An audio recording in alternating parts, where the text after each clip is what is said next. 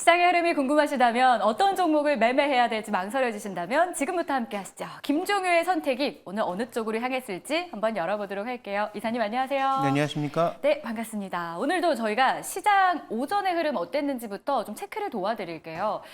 이사님, 저희 지난주에 비했을 때 어제 오늘 거래 대금이 좀 줄어든 느낌도 들어요. 한산한 시장, 물론 오르는 것도 있긴 하지만 신고가 경신한 종목수도 상대적으로 좀 떨어지는 듯한 모습이거든요. 과연 어떻게 오전장을 판단하셨을지 한 줄 평 먼저 보겠습니다. 자, 지수는 정체됐다. 반도체 선호는 여전히 지속되고 있다라는 겁니다. 외국인 수급, 기관 수급만 봐도 삼성전자, SK 하이닉스 또 편식되는 것 같기도 해요. 네, 그렇습니다. 외국인은 전형적으로 삼성전자만 사고 있는 그런 모습이 지난주, 한 지지난주부터 계속 나타나는 양상이고요. 다만 지수는 레벨을 2,800선 이상으로 이미 올려버린 상황이기 때문에 여기서 정체되는 게 나쁜 신호다 이렇게 보기는 어렵겠죠. 그 다음에 선물 쪽에서도 미결 작정을 보시면 이번 월물 넘어올 때 만기일 날 한 26만 계약 정도 내외였거든요. 근데 벌써 지금 30만 계약 가까이 또 됐어요.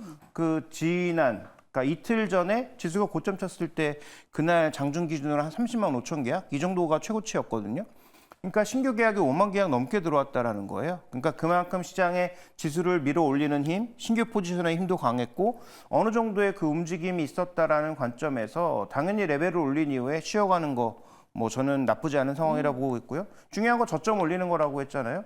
지금 지수가 정체를 보이고 있습니다만 저점은 계속 올라가고 있단 말이죠. 아직까지는 시장에 대해서 크게 우려할 만한 그런 상황이 나타나지는 않았고 저는 그게 꼭 미국이 금리를 내릴 것 같다 그래서 오른 거라기보다는 국내 기업들의 실적이 견인하고 있다 이렇게 보는 게 좀 더 정확할 것 같습니다. 그럼 더 안전하다라고 느껴도 되겠네요.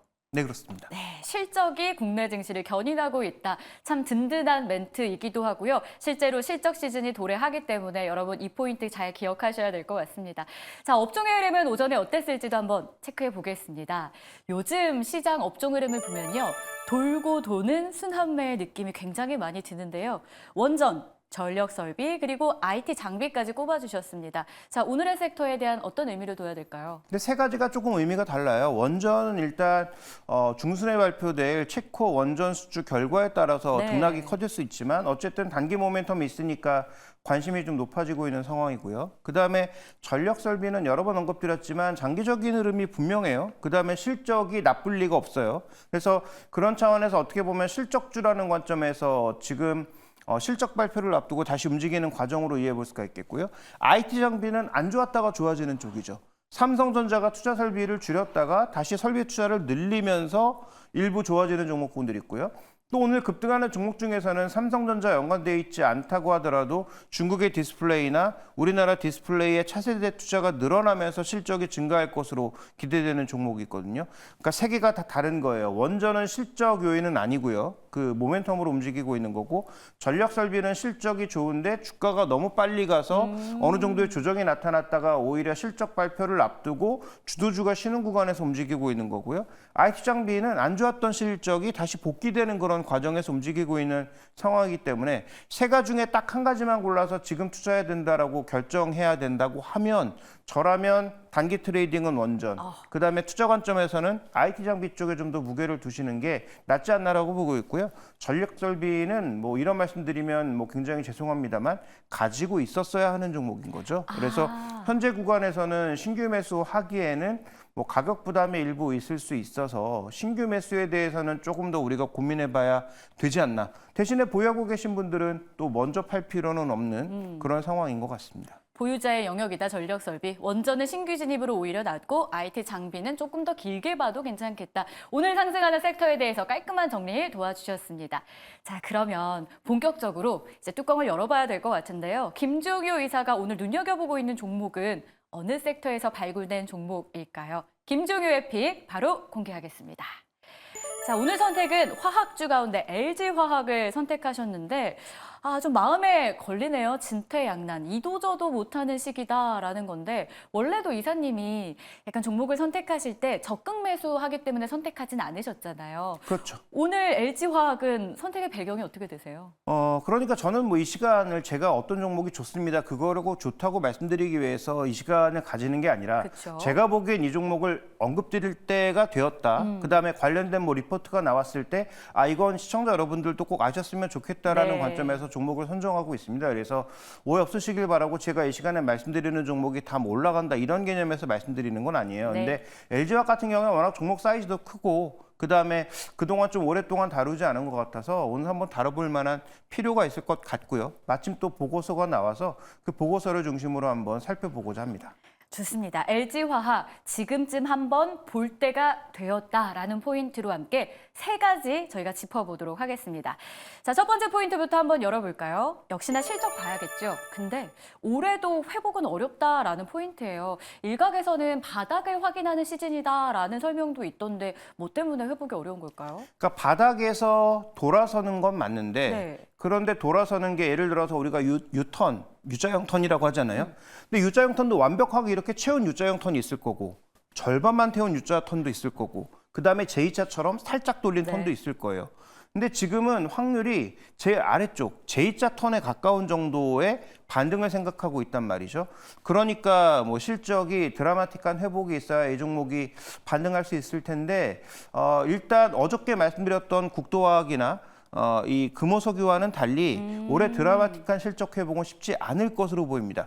준비된 그림을 한번 확인을 해보죠. 이 종목 아시는 것처럼 기본 베이스는 석유화학에 두고 그다음에 또 한 가지의 포인트는 석유화학이 아닌 전자재료 쪽에서 나오고 있는 상황이잖아요. 근데 그 전자재료가 다 아시는 것처럼 배터리양, 그다음에 그 IT양 이렇게 두 가지가 있다라고 봐야 되는데 보시는 그림에서 나타나는 것처럼 저 예측이 맞고 틀리고를 떠나서 2024년도에 의미 있는 반등은 없습니다. 그런데 이제 2025년으로 넘어가면 그래도 조금 올라온다라는 것이죠. 그러니까 석유화학 업황이 터졌던 시기와는 분명히 좀 다른 거고요. 그다음에 이제 이쪽에 가장 중요한 석유화학 제품의 ABS 스프레드. 어저께 말씀드렸던 소위 뭐 BR, SBR 이런 것들은 합성고무 쪽은 막 회복되고 있단 말이죠. 그다음에 지금 어저께 말씀드렸던 라텍스 쪽도 수출이 터지고 있고요. 네. 근데 이건 지금 수출이 늘어나기도 어렵고 지금 마진도 본격적인 회복이다라고 말씀드리기는 조금 어려운 측면이 있습니다. 그래서 지금 중국의 중간재 수출이 갑자기 대거 증가하지 않는 이상 가장 주력이었던 캐시카우였던 석유화학의 회복이 쉽지 않은 국면임을 예상해 본다면 이 종목의 드라마틱한 실적 개선은 여전히 좀 시간이 필요하지 않나 이렇게 좀 보여지고 있습니다. 시간이 조금 필요한 LG화학 바닥을 확인하긴 하지만 이게 J자 형식으로의 회복이기 때문에 막 드라마틱한 기대는 아직은 좀 금물이다라는 조언이 일단 첫 번째로 나왔습니다. 자, 그럼 LG화학 볼 때 저희가 체크해야 될 두 번째 내용은 무엇일까요? 보시죠. 자산이 많긴 한데 이걸 팔기가 어려운 상황이라고 합니다. 실제로 LG화학이 자산 매각으로 현금 확보에 나서려던 계획이 있었거든요.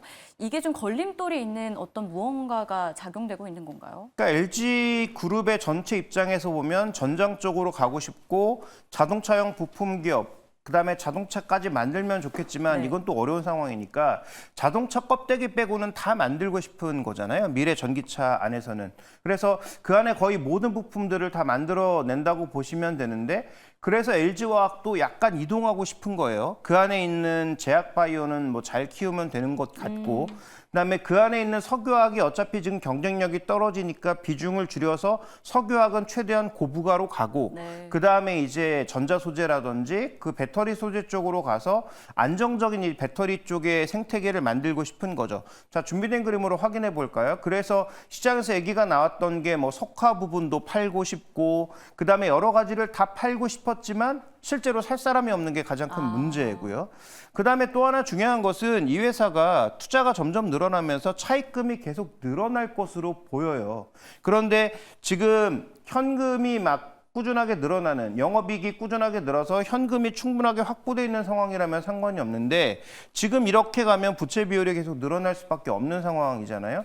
그런데 이 회사는 가장 좋은 유동자산이 한 가지가 있죠. 뭐예요? LG엔솔의 지분을 80%나 들고 있어요. 이 팔면 되거든요. 근데 팔면 어떻게 될까요? LG엔솔의 주가가 급락할 거고 그다음에 시장에서 엄청난 그 저항을 받게 되겠죠. 그러니까 쉽게 팔 수 없는 상황인 거예요. 그러니까 그 많은 자산을 들고도 이렇게 나쁜 가격에 팔기도 어려울 뿐더러 그다음 이걸 팔았을 때 받을 수 있는 그 압박도 엄청나게 커지는 상황이기 때문에 지난번에는 뭐 교환 사채를 이용하는 편법을 쓰기도 했습니다만 결국 그 80%의 무거운 지분을 계속 갖고 있을 필요가 없거든요. 그다음에 LG 디스플레이에서 뭐 이건 제가 LG에서 상장했을 때부터 얘기한 건데 왜 저런 무리한 방법을 썼을까라고 했을 때 LG 디스플레이의 그 충격이 있었던 거예요. LG 디스플레이가 중국에 짓밟히기 시작하면서 투자금이 모자라서 여기저기서 계속 돈 벌렸던 그 악몽 있잖아요. 그러니까 그렇게 욕을 먹으면서까지 LG엔솔을 상장을 해서 물적 분할을 했고 투자금을 미리 마련해 놓은 건데 지금 상황이 예상대로 돌아가지 않다 보니까 자산을 매각해서 자금을 마련하기가 어려운 상황인 거죠. 아직까지는 비교적 좋은 조건의 회사채를 발행할 수 있을 것으로 보이지만 이 상태가 유지되면 LG화학도 추가 투자를 이어나가기가 쉽지가 않아 보이는 게 가장 큰 문제가 아닌가. 저는 이 부분을 가장 먼저 말씀드리고 싶습니다. 참 이러지도 저러지도 못한다라고 했던 진퇴양난의 오늘 주제가 두 가지 포인트를 들어보니 좀 와닿는 것 같습니다. 자, 그럼 저희 결론을 한번 좀 도출해 봐야 될 것 같아요. 마지막 포인트 한번 열어볼까요? LG화학 하락도 제한적, 반등도 제한적일 것이다. 결국은 박스권을 예상하시는 거잖아요. 어느 정도의 박스권 내지는 굉장히 답답한 주가 흐름. 그러니까 하락하더라도 하락의 폭이 그렇게 크지 않고. 근데 이게 개인 투자자들이 가장 어려운 주가의 흐름인 것 같아요. 근데 시간을 결국 시간에 투자할 수밖에 없는 거죠. 그러니까 이 종목에 이제 예를 들어서 손실이 많이 났거나 하시는 분들은 장기적인 관점에서 뭐 이 기업이 어떻게 되진 않을 거니까. 그 다음에 배터리 시장이 또 이 ESS를 포함해서 이쪽 시장이 좀 좋아지면 언제든지 급격한 회복이 가능하니까 그런 관점에서 본다면 시간에 투자할 수밖에 없는 기업이다라고 보셔야 되는데요. 현재 왜 하락이 추가적으로 이렇게 나쁜 얘기를 하면서 제한적이라고 했느냐. 준비된 그림을 보시죠. 먼저 그 시장은 냉정합니다. 이 종목이 대형주고 나름 꽤 좋은 기업이지만 벌써 밸류에이션이 역사적 저점으로 가 있는 상황이에요. 그래서 가장 역사적인 저점의 부근보다도 지금 아래로 이미 이탈해 있는 상황이거든요. 그러니까 시장은 최악의 시나리오를 이미 주가에 상당 부분 반영하고 있는 거죠. 그래서 실적 예상보다 안 나오거나 추가적인 이슈가 나왔을 때 물론 흔들릴 수 있지만 결국은 석유화학 자산들을 일부 매각하고 그다음에 LG엔솔을 효율적으로 팔 수 있는 그런 여건들을 만약에 마련해 나간다면 앞으로 투자비에 대한 부담은 또 줄일 수 있는 상황이고요. 업황이 빠르게 돌아서면 또 그 부분도 개선될 수 있거든요. 따라서 이 종목에 대해서는 시간이 좀 걸리겠지만 과거에 제가 2차전지 밸류 체인 안에서 가장 좋아하는 종목이었는데 뭐 이 상황까지 왔는데 지금부터는 조금 시간을 가지고 투자하면 좋지 않을까. 특히 신규 매수 관점에서 시간에 투자하실 수 있는 분들은 지금부터 분할 매수를 빠르게 시작해야 되지 않을까. 이렇게 바라보고 있는 거죠. 역사적 저점이다. 화면 안에 노란색 점 보이실 것 같은데요.